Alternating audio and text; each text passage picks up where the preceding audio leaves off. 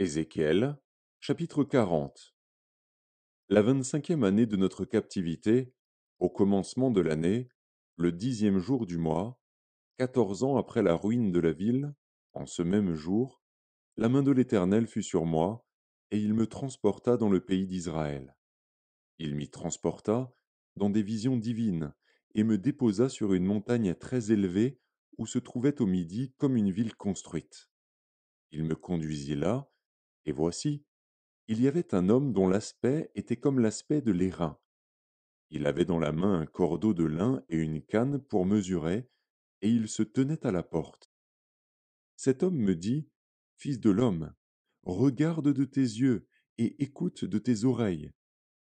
Applique ton attention à toutes les choses que je te montrerai, car tu as été amené ici afin que je te les montre. Fais connaître à la maison d'Israël tout ce que tu verras. Voici, un mur extérieur entourait la maison de tous côtés. Dans la main de l'homme était une canne de 6 coudées pour mesurer, chaque coudée ayant un palme de plus que la coudée ordinaire. Il mesura la largeur du mur, qui était d'une canne, et la hauteur, qui était d'une canne. Il alla vers la porte orientale, et il en monta les degrés.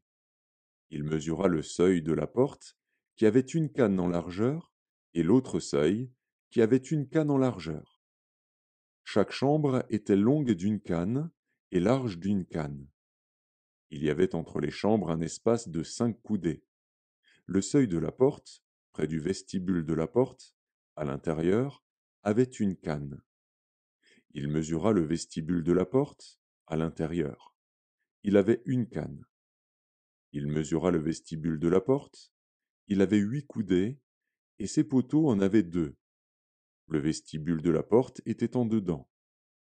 Les chambres de la porte orientale étaient au nombre de 3 d'un côté et de 3 de l'autre. Toutes les 3 avaient la même mesure, et les poteaux de chaque côté avaient aussi la même mesure. Il mesura la largeur de l'ouverture de la porte, qui était de 10 coudées, et la hauteur de la porte, qui était de 13 coudées. Il y avait devant les chambres un espace d'1 coudée de chaque côté et d'autre. Chaque chambre avait 6 coudées d'un côté et 6 coudées de l'autre. Il mesura la porte depuis le toit d'une chambre jusqu'au toit de l'autre.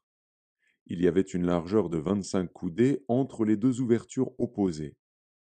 Il compta 60 coudées pour les poteaux, près desquels était une cour, autour de la porte. L'espace entre la porte d'entrée et le vestibule de la porte intérieure était de 50 coudées. Il y avait des fenêtres grillées aux chambres et à leurs poteaux à l'intérieur de la porte tout autour. Il y avait aussi des fenêtres dans les vestibules tout autour intérieurement. Des palmes étaient sculptées sur les poteaux. Il me conduisit dans le parvis extérieur, où se trouvaient des chambres et un pavé tout autour. Il y avait 30 chambres sur ce pavé. Le pavé était aux côtés des portes et répondait à la longueur des portes. C'était le pavé inférieur. Il mesura la largeur depuis la porte d'en bas jusqu'au parvis intérieur en dehors. Il y avait 100 coudées à l'orient et au septentrion. Il mesura la longueur et la largeur de la porte septentrionale du parvis extérieur. Ces chambres, au nombre de 3 d'un côté et de 3 de l'autre, ces poteaux et ces vestibules, avaient la même mesure que la première porte, 50 coudées en longueur et 25 coudées en largeur. Ses fenêtres, son vestibule, ses palmes, avaient la même mesure que la porte orientale. On y montait par 7 degrés, devant lesquels était son vestibule. Il y avait une porte au parvis intérieur, vis-à-vis de la porte septentrionale et vis-à-vis de la porte orientale. Il mesura d'une porte à l'autre 100 coudées. Il me conduisit du côté du midi, où se trouvait la porte méridionale. Il en mesura les poteaux et les vestibules, qui avaient la même mesure. Cette porte et ses vestibules avaient des fenêtres tout autour, comme les autres fenêtres, 50 coudées en longueur et 25 coudées en largeur. On y montait par 7 degrés, devant lesquels était son vestibule. Il y avait de chaque côté des palmes sur ses poteaux.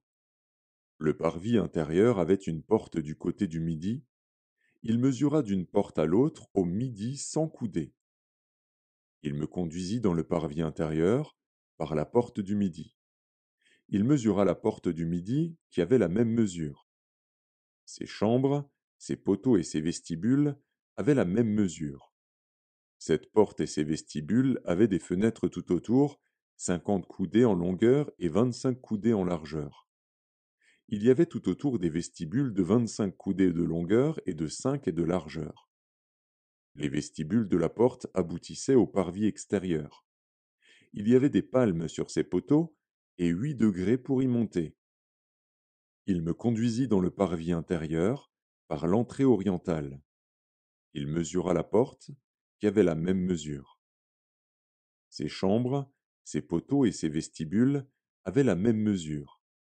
Cette porte et ses vestibules avaient des fenêtres tout autour, 50 coudées en longueur et 25 coudées en largeur. Ces vestibules aboutissaient au parvis extérieur.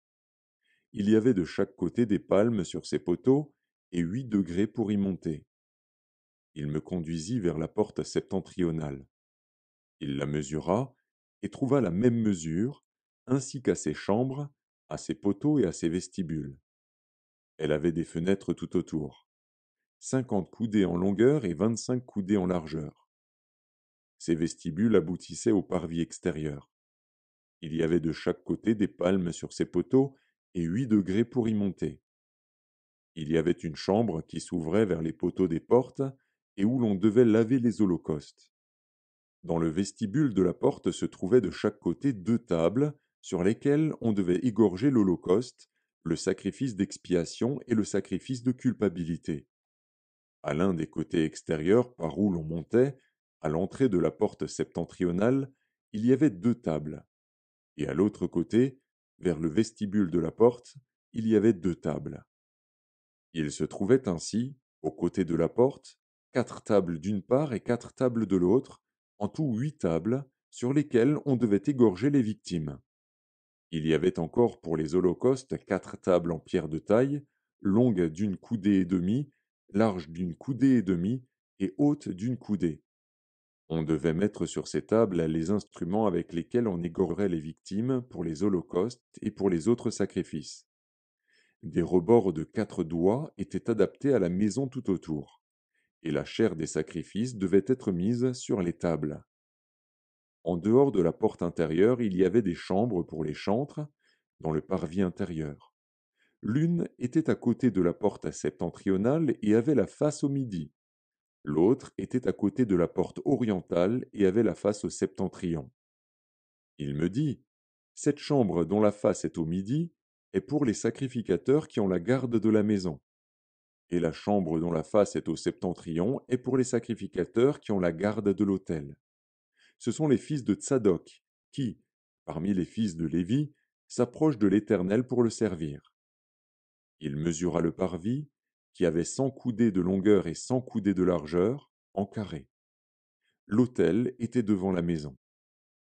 Il me conduisit dans le vestibule de la maison.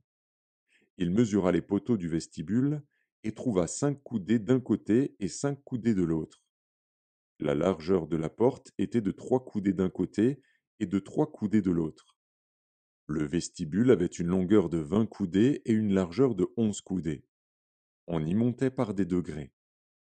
Il y avait des colonnes près des poteaux, l'une d'un côté et l'autre de l'autre.